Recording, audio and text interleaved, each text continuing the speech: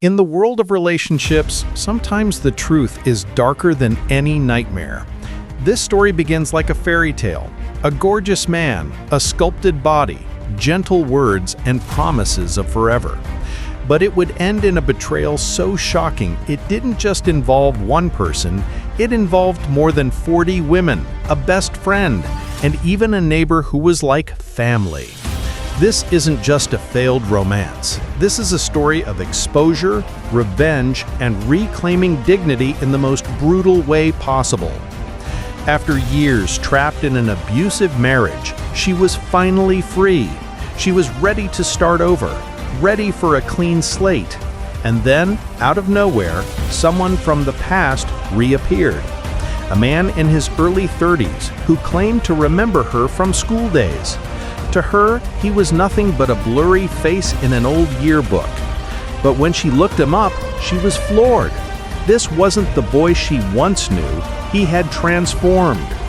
Tattoos inked across strong arms, the physique of a bodybuilder, and a confidence that radiated through the screen. Most of all, he was interested in her. After years of pain, it felt like destiny had finally delivered something good. Messages turned into long late-night calls. Late-night calls turned into declarations of love. And soon, love turned into plans. Big plans. Within weeks, he moved across the country to be with her. Too fast? Absolutely. Reckless? Without a doubt. But in her eyes, this was salvation. Together, they built a new life, a new home, a chance to erase the shadows of her past. With every smile, every embrace, it felt like she had finally found the man who would protect her from everything she'd endured. But lurking beneath this perfect picture were signs, subtle, almost invisible, red flags, warnings she didn't yet recognize. It wasn't long before new faces entered the picture. 2 doors down lived a couple, Bea and Rob.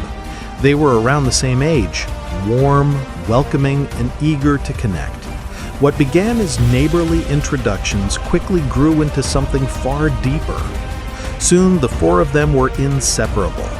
Dinner together nearly every night, grocery shopping as one unit, sharing spare keys like family.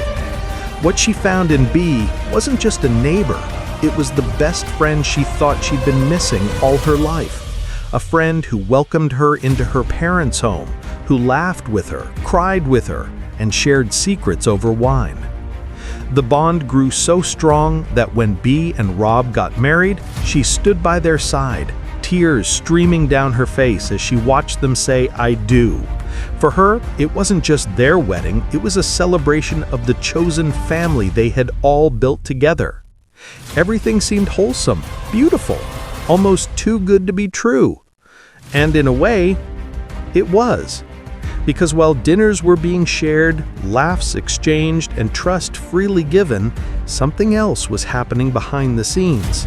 Something that would shatter every definition of loyalty she had ever known. The storm was coming, and when it hit, it would tear apart every illusion of safety she thought she had. It was an ordinary evening. She sat on the couch, relaxed, while her boyfriend stood in the kitchen. The house was quiet, until it wasn't. Suddenly, a thunderous pounding shook the front door. Along with it came a man's voice, screaming profanities, loud enough for the entire neighborhood to hear. Her heart dropped. Someone was trying to break in, or so it seemed. She turned toward her boyfriend, expecting him to react with anger or courage. Instead, his face drained of all color, pale, almost lifeless. He whispered one command: "Do not open that door." Her confusion turned to dread. "Who is it?" she demanded. But before he could answer, the voice outside roared again. It was Rob. In that moment, she watched as her boyfriend's shoulders slumped. He pulled off his shirt like a man preparing for war and muttered, "Well, I guess this is happening now. I'm sorry." The door swung open, and before she could even process what was happening, Rob's fist connected with her boyfriend's face. Bam! The blow echoed through the night. "How long have you been sleeping with my wife?" Rob bellowed, his voice raw with rage. Her world tilted. Every sound muffled, every thought spiraled. She dropped to her knees, pleading, "Please tell me this isn't true." But it was. And standing just behind Rob was Bia, her best friend, her sister in all but blood, the woman she trusted with her house keys. Silent, exposed, guilty. Something inside her snapped. As fists flew between the two men in the driveway, neighbors spilling from their houses to witness the chaos, Bia dared to step toward her door. She tried to enter, tried to explain, but there are boundaries you never cross. One warning was given. Bia ignored it. 1 foot inside the threshold, and instinct took over. A bare-knuckled punch landed square across Bia's face.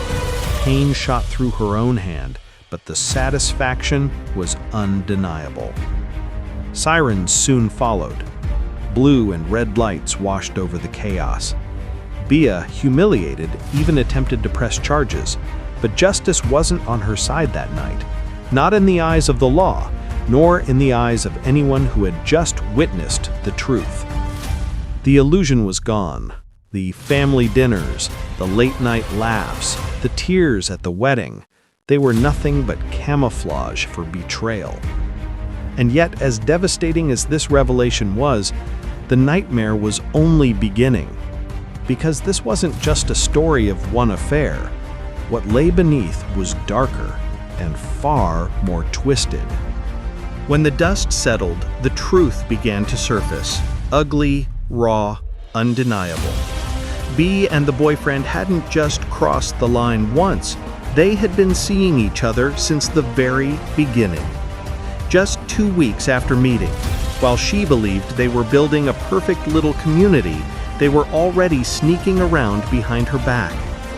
Every memory now replayed like a cruel joke. She remembered the night before Bea's wedding, when the two of them had gotten drunk together. Bea sobbed uncontrollably, insisting she was a terrible friend. Back then, it made no sense. She reassured her, told her she was wonderful. Now the pieces clicked together. Those tears weren't about guilt over some small mistake. They were the tears of a woman hiding a secret affair with her best friend's boyfriend.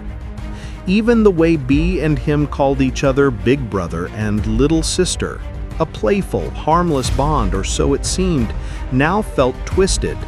A performance, a cover for something far more sinister. And the boyfriend? His secrecy, his carefully guarded phone, the strange hours at the gym, the endless motorcycle rides and shooting trips, all of it carried a new meaning. Every excuse was a thread in the web of lies he'd spun so effortlessly. The betrayal cut deeper than just the cheating. It was the trust, the dinners, the keys to each other's homes, the laughter, the tears. They had infiltrated her life, her sanctuary, and turned it into a stage for their deception. But even then, she had no idea just how far the rabbit hole went. Bea was just one piece of the puzzle, because while she thought she had lost a friend and a partner in one brutal blow, the reality was far more grotesque. This man wasn't just betraying her, he was betraying dozens, and soon she would discover the scale of his double life. 40 women tangled in the same sick web. In the aftermath of the chaos, she couldn't shake the gnawing suspicion that there was still more, something bigger hiding in the shadows. His behavior had always been secretive, especially with his phone. And now, with the mask ripped off, she wanted answers. Petty? Maybe. Necessary? Absolutely. It started with a simple realization. His password, the same one he had used to set up their Wi-Fi. Careless, predictable, the kind of mistake a man living in lies eventually makes. With that, his private world opened up like Pandora's box. What she found inside wasn't just betrayal, it was horror. Page after page of messages, a web of lies spun across the country. This man wasn't juggling 2 lives. He wasn't even juggling 5. He was entangled with over 40 women. There was the single mom from the gym, just 10 minutes away, who believed she was his girlfriend. Her 18-year-old daughter was also in his contacts, someone he was actively trying to charm. Then there were 6 women already at the I love you stage, 2 who were convinced he was preparing to propose, and countless others who had already shared his bed. Each one believed they were special. Each one believed his promises. None of them knew the others even existed. Not even Bia, the so-called best friend who thought she was on the path to marriage with him. The layers of deception were staggering. How did he manage it all? The excuses now made sense. The endless motorcycle rides, the suspiciously long gym sessions, the guys' trips that never existed. Every absence had been another rendezvous. And as she scrolled deeper, the sickness in her stomach grew. Message after message, lie after lie, all carefully orchestrated to keep these women in his orbit. It wasn't just infidelity, it was an empire of manipulation. The man she once believed was her savior was nothing more than a predator in disguise.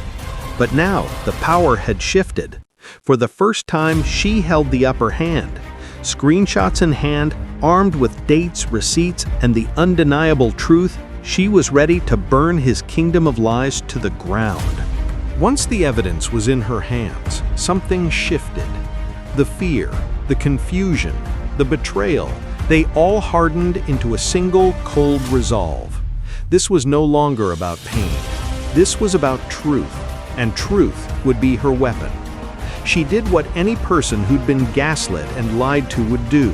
She compiled everything. Screenshots stitched together like a damning tapestry.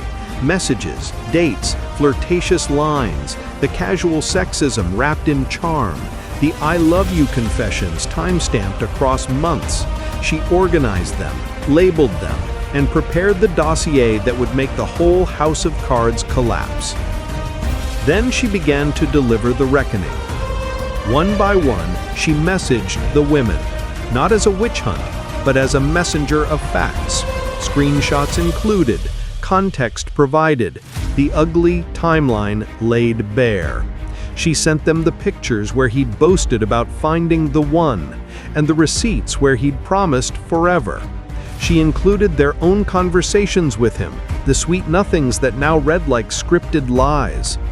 The responses came back faster than she'd expected. Shock turned into disbelief. Disbelief turned into anger. Anger turned into tears. Messages flooded in, from the single mom who had believed she was girlfriend number 1, from the woman who thought a ring was on the horizon, from someone who called him my man in the middle of the night. The emotional collage was heartbreaking, and in a strange way, cathartic. They compared notes, they cried at the same screenshots, they laughed at how obvious some of his alibis had been.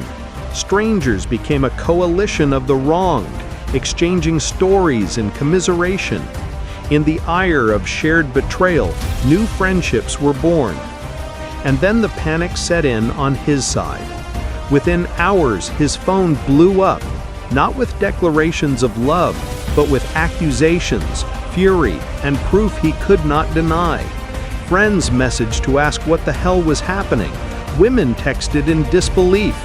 People he used for cover confronted him, his smug little empire of lies shredded in real time. He sent her a single panicked message. "What the hell did you do?"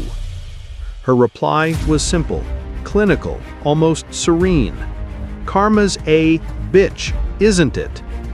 He changed his number. He deleted accounts. Threats came his way. Ugly, unhinged messages from men who felt betrayed on some twisted code of honor. He received salacious voicemails, relentless texts, and the kind of humiliation that sticks. For a man who'd traded on illusion and bravado, the collapse was absolute. And yet for the woman who had been tossed into the center of this storm, the payoff was not mere humiliation. It was restoration. She had taken back control of the narrative. She had forced the truth into the light. The platers hid. The victims found each other. The playing field tilted. But the story didn't end with his downfall. Years later, he would surface again, a ghost from the past, texting the same old lines, claiming she was the one that got away. Pathetic, predictable, proof that some people never truly learn. As the dust settled on the revenge, the real work began.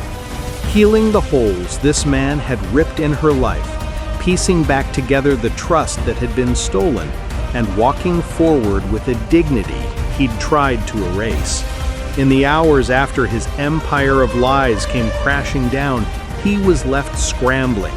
His number changed, his inbox silenced, his reputation shattered. For a man who had thrived on control, manipulation, and charm, this was the ultimate punishment: exposure. But karma has a funny way of lingering, because even years later, he still tried to claw his way back into her life. Like a ghost that refused to die, he tracked her down again and again, reaching out with recycled lines, claiming she was the one that got away. Pathetic, predictable, almost laughable. The same man who once juggled 40 women at once was now reduced to sending desperate messages to the one who destroyed his carefully crafted illusion. And each time, she blocked him, not with anger, not with tears, but with the quiet confidence of someone who had already won. Because the truth was out there, his mask ripped off, his lies scattered for everyone to see. And while his name became a whispered warning, hers became a story of survival, strength, and sweet, calculated revenge. In the end, this wasn't just about a cheating boyfriend. It wasn't just about a best friend's betrayal.